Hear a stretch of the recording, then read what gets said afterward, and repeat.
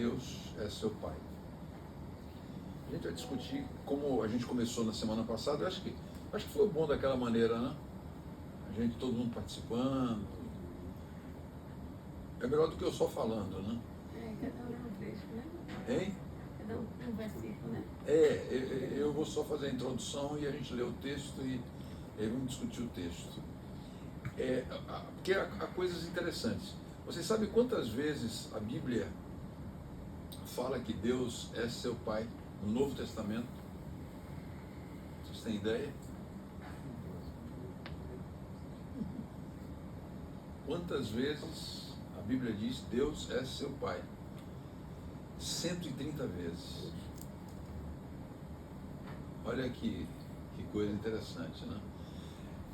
Para que a gente entenda qual é a relação que Deus quer ter com a gente. Agora, o mais interessante é que a palavra grega para pai,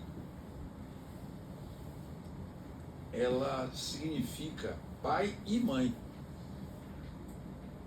Então Deus é seu pai no sentido genérico, pai e mãe. Né? Para demonstrar mais cuidado, de fato,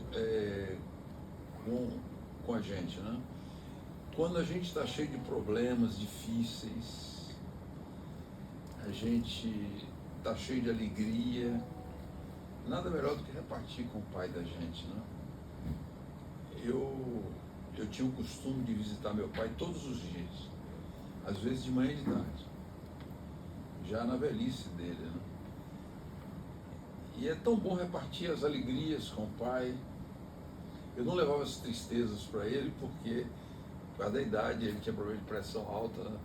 Mas as alegrias eu levava e repartia com ele, né? Deus é nosso Pai, primeiro porque Ele nos criou, depois porque Ele nos mantém. Nós existimos porque Ele permite que a gente exista, né? Porque nós usamos uma parte dele, que é o fôlego da vida, né? Ele nos resgatou também, porque todos estávamos condenados a morrer eternamente, mas o salário do pecado é a morte. Ele veio e morreu no lugar da gente, né? Pagou o preço da transgressão. Ninguém precisa morrer, não. Ele morreu no nosso lugar. Ele nos ama, Ele nos protege, Ele nos sustenta. E uma coisa interessante, a gente precisa ter a consciência de que fazemos parte da família de Deus. Isso é outra coisa muito importante. Não? Ele conhece todas as necessidades da gente, todas. E Ele não nos deixa sozinhos. É impressionante quantas vezes, quantas dezenas, centenas de vezes eu estou com um problema sério, eu vou a Ele, às vezes Ele não resolve, mas Ele me dá paz para enfrentar o problema. Eu não tenho como não crer nesse Pai que cuida da gente. Não tenho, porque Ele cuida de mim. E todos aqueles que se voltam para Ele, Ele cuida. Deus não é um Pai que ame mais a um do que o outro. Ele ama todos igualmente. Não é? A gente só precisa aprender a ter confiança absoluta nele. Há uma história na Bíblia que a gente conhece, a história de Abraão, né? Deus pede Isaac e ele vai oferecer Isaac. Confiança absoluta. Deus um dia disse a ele: de Isaac virá a tua descendência e ela será como a areia do mar. Vejo que até hoje a descendência judaica é tão grande, né? Por exemplo, as famílias Oliveira, Santana, tudo é descendente judaico. Vários de sobrenomes no Brasil são de origem judaica. Citei 2 exemplos, mas são vários. Eles são como a areia do mar, né? Os filhos de Isaac. E Deus disse: ofereça seu filho. E ele não matou o filho porque o anjo segurou o braço dele. Porque ele tinha certeza que Deus ressuscitaria Isaac. Olha que confiança. É isso que a gente precisa ter, gente. E é isso que às vezes falta a gente. Há uma história na Bíblia, especialmente a parte final dessa história, humana, para a gente entender essa relação. Vamos abrir a Bíblia? Lucas capítulo 15. Na minha Bíblia é página 696. Quem tem a Bíblia página seguida 696. Me parece que a outra é Novo Testamento, página 66. Lucas capítulo 15.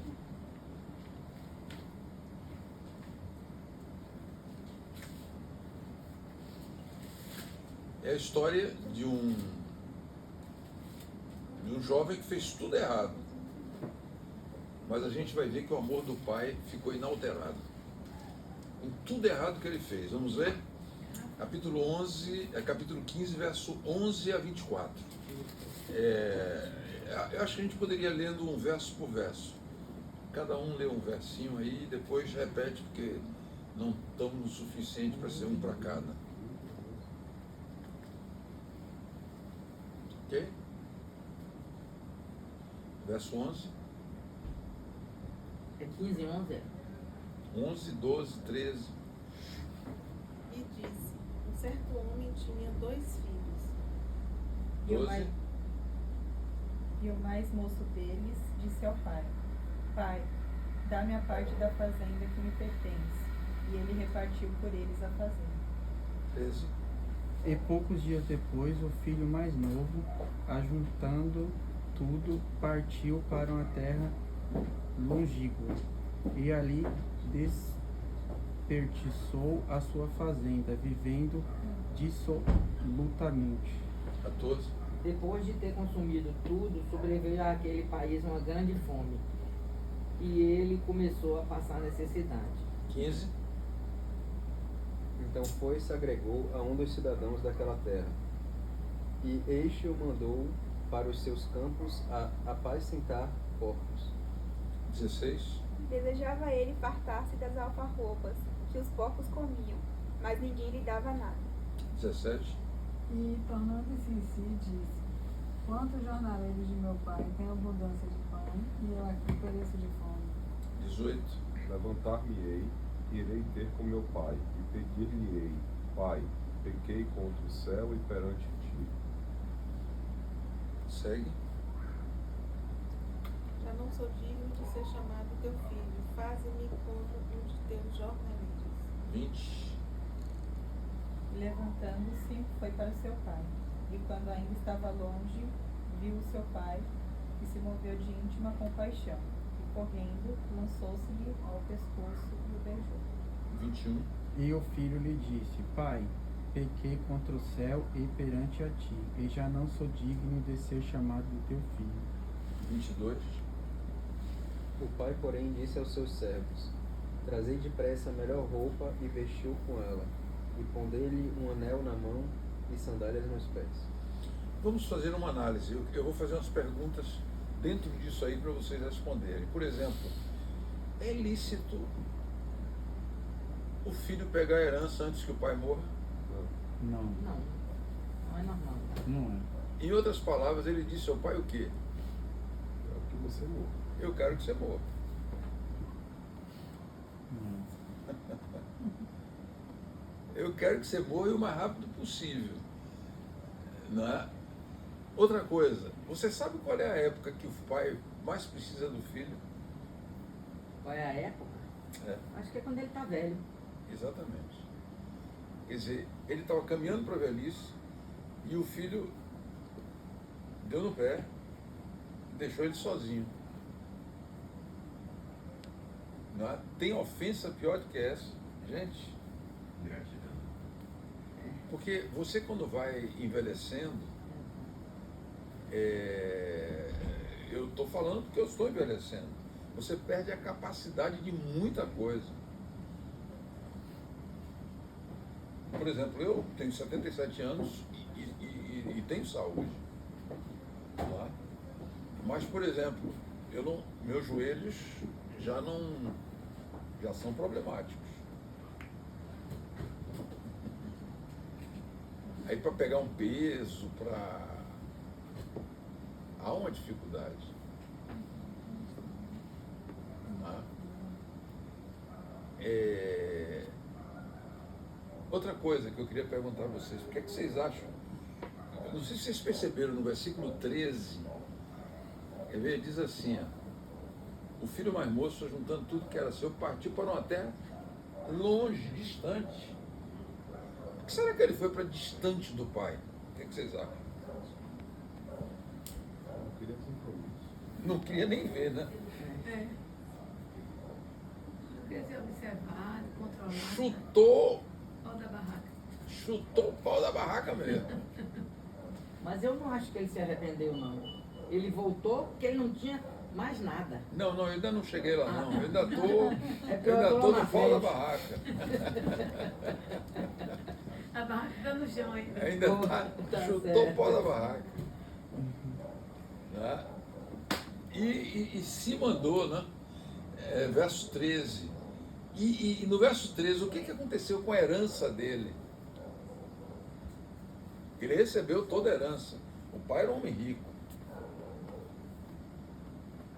Né? Gastou Dissipou tudo. tudo, gastou tudo. Jogou tudo fora. Foi. Vocês ouviram a palavra que está aí? Dissolutamente. Em outras palavras, jogou fora na farra. E ficou de nada. Sabe de uma coisa que eu aprendi bem na vida? Quando você perde o dinheiro, você perde os amigos. Ele não teve mais amigos. Provavelmente ele pagava as contas dos amigos nas farras. E agora ele não tem mais amigos. E, gente, ele vai trabalhar fazendo o quê? Estão lembrados aí? Olha, não existe nada pior para um judeu do que cuidar de porcos. Porque para o judeu, o porco é um animal imundo. E é mal cheiroso. Come lama. E hoje o porco até é criado na limpeza, mas naquele tempo, eu ainda sou do tempo que se criava porco no interior. Não sei se vocês alcançaram, era na lama, Era resto. era no chiqueiro, né? Como a gente chama. E lá vai ele cuidar dos porcos. Agora, queridos, versos 14 a 17, o que é que levou ele a cair em si? Vamos começar a caminhar na direção de Virgínia agora. O que é que levou ele a cair em si? A fome, a vida que ele estava levando, pobre. O raciocínio dele, vocês perceberam qual foi? Aqui eu estou comendo a sobra do porco. O que era a sobra do porco? Era a sobra que sobrava na casa, a sobra de comida. Era isso que se jogava para os porcos naquele tempo, né? Quem já viu a criação de porcos sabe o que eu estou falando. Né? Aliás, vocês são tudo novinhos, não alcançaram isso não, né? Mas eu alcancei. Né? Aquilo que sobrava, as cascas, né? Vai ser bola de lavagem. As lavagens, exatamente. Né? Perto de onde a gente morava, tinha, né? Agora, quando chegava aquilo para os porcos, ele tirava o melhor para ele. Era o que ele comia, imagine.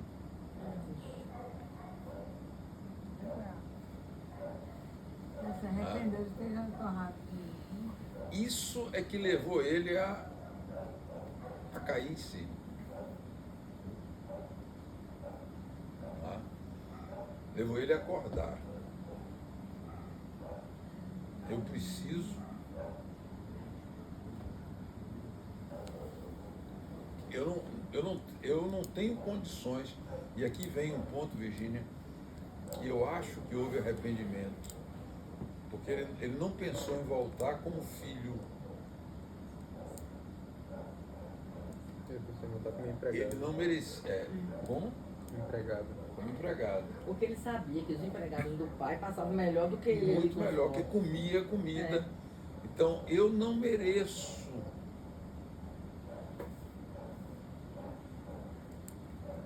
Eu não tenho que pedir mais a meu pai, porque eu já joguei, já chutei o pau da barraca, como falou Marcinha. Já chutei o pau da barraca, não tem mais barraca. Não existe barraca mais. Não é? E aí ele tomou que decisão? Versos 18 e 19, né? 18 e 19 diz assim: levantar-me-ei, irei ter com meu pai, e lhe direi, pequei. Ao arrependimento aí. Perceberam? Porque ele não diz pequei contra o Senhor, ele diz pequei contra o céu. E diante de ti. Por quê? O céu dizia o quê? Respeitar pai e mãe. Honrar pai e mãe. Honrar pai e mãe. Né? O pai, ele está no lugar de Deus aqui na terra.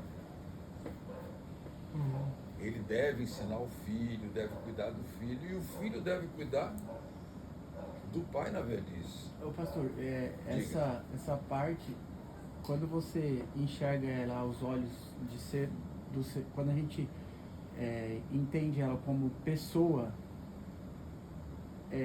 por exemplo, se não fosse pai, né, que eu acho que um pai até, normalmente um pai perdoaria, mas por exemplo, um amigo, se faz isso com você, normalmente ele não vai fazer o que o pai fez. Mas essa parábola aí é justamente para falar o que Deus é com a gente, né?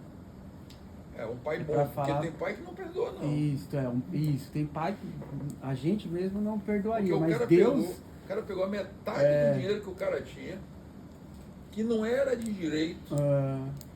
É de direito quando ele morresse. Torra tudo.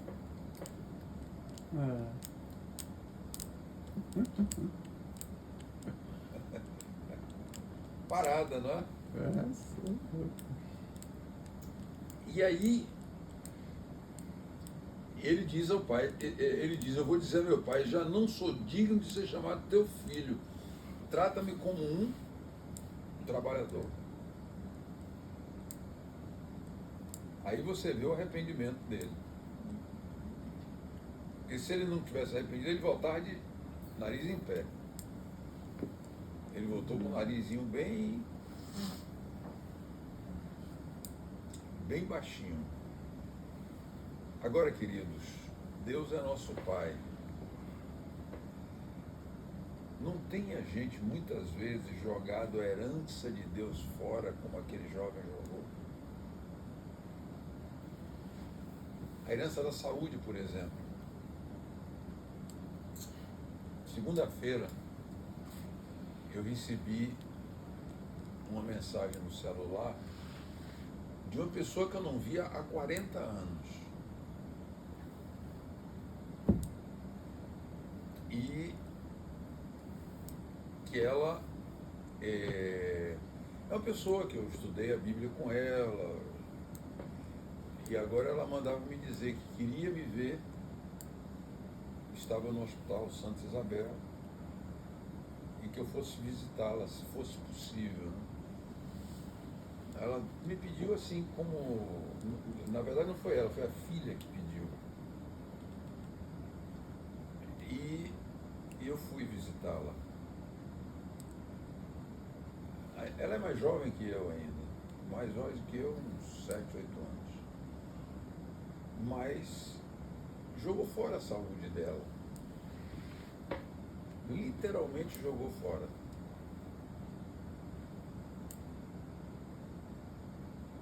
A gente precisa ter cuidado, porque a gente muitas vezes está jogando a herança de Deus fora,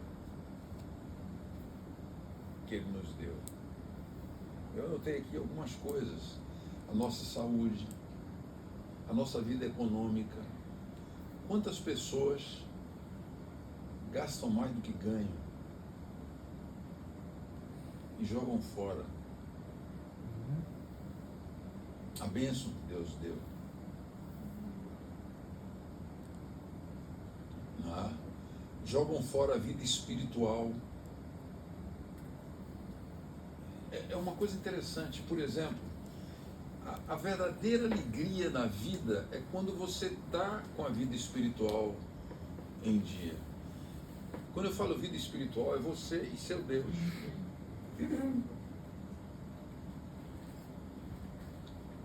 Quando você tem uma alegria, por exemplo, no mundo, é uma alegria passageira. Mesmo que seja uma conquista grande que você teve, né? Quando você conquistou alguma coisa grande, é passageiro.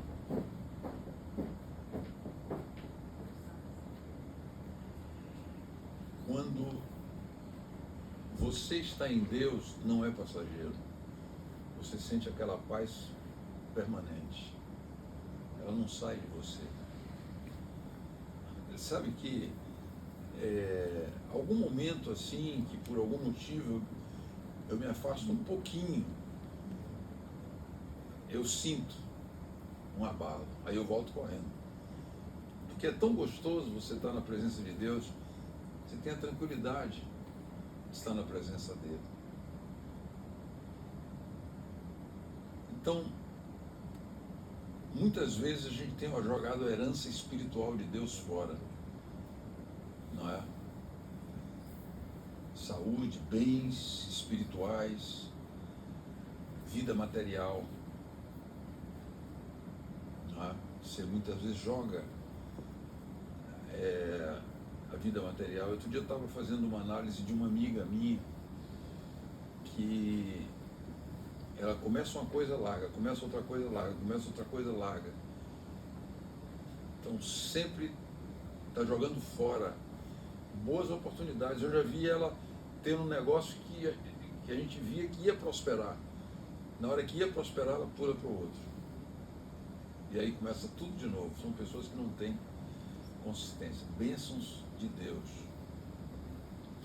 Agora vamos entrar no coração da parábola. Qual foi a atitude do pai na parábola? O que é que vocês acharam? Perdão. Perdão. Entendimento. O que mais?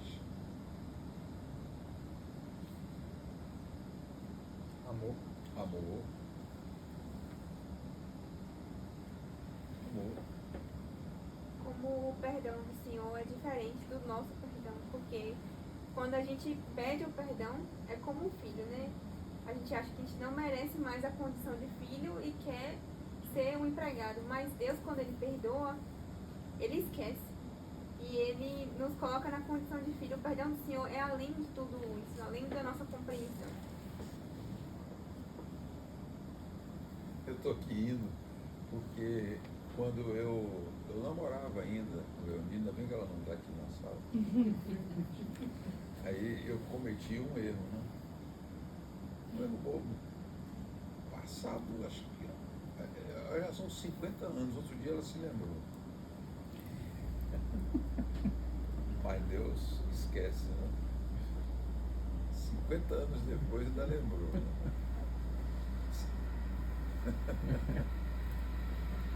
Mas Deus esquece. Né? Qual foi a atitude do pai? Vamos ler verso 20 e 21. Alguém poderia ler o verso 20 e 21?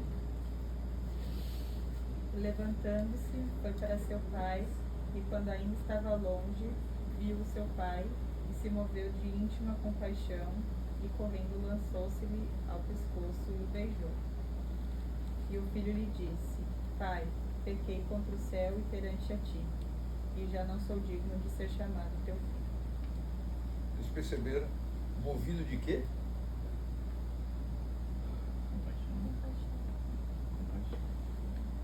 Íntima compaixão é muito mais do que pena, do que... né? É o máximo. O máximo que você pode ter de alguém campado é compaixão.